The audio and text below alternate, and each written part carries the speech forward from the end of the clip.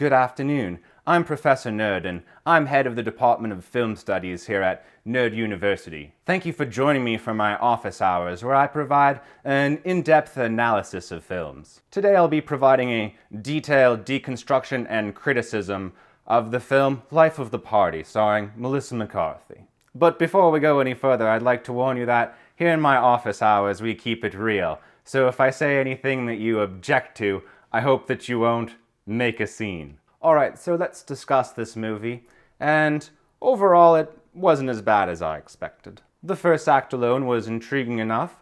I thought that this film actually had a pretty decent setup, and there was a lot of potential. I really liked this idea of a woman losing everything late in life and needing to return to school, and the dynamic that created with her daughter also attending that same school. I also really enjoyed that this movie took place in a university because I'm a professor after all. Now I would like to direct your attention to the cinematography. And here this film is not going to get many points from me. The cinematography in this film was rather pedestrian, if I'm being honest. Really, this film was quite plainly shot. There was nothing here that really stood out. No moment when the director or cinematographer really gripped the audience and said, "This is my work." But now allow me to get into some of the good things about this movie, because I don't want you to think that it was all bad. I actually thought that this film was incredibly well cast. All of the girls in the sorority are very believable. And you know what? All the rest of the characters are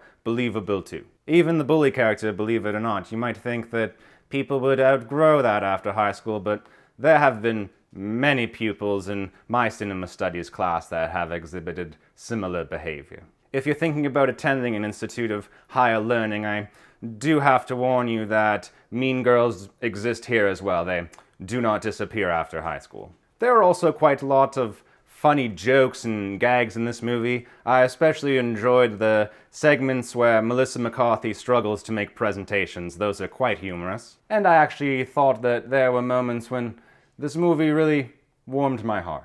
It's nice how the girls in the sorority eventually accept Melissa McCarthy as one of their own. Still, at times I found myself a little bit bored with this film, and I think that that's mainly due to the limited conflict that exists in this movie. Don't get me wrong, there's a bit of conflict between Melissa McCarthy and her husband, and there's a bit of conflict between Melissa McCarthy and the mean girls, and a little bit with her and her daughter, but overall I found that the stakes in this film weren't very high, and it led to me getting bored at times. I also thought that it was a bit strange that this movie had a subplot involving Melissa McCarthy having sex with a young man about the same age as her daughter. That was a bit strange. So to wrap things up, I thought that this film was decent. It was, again, better than I expected. But had the film had a little bit more conflict, had the stakes been a little bit higher, I believe that I would have been much more engaged. And I know it's a comedy, but I believe that you still need some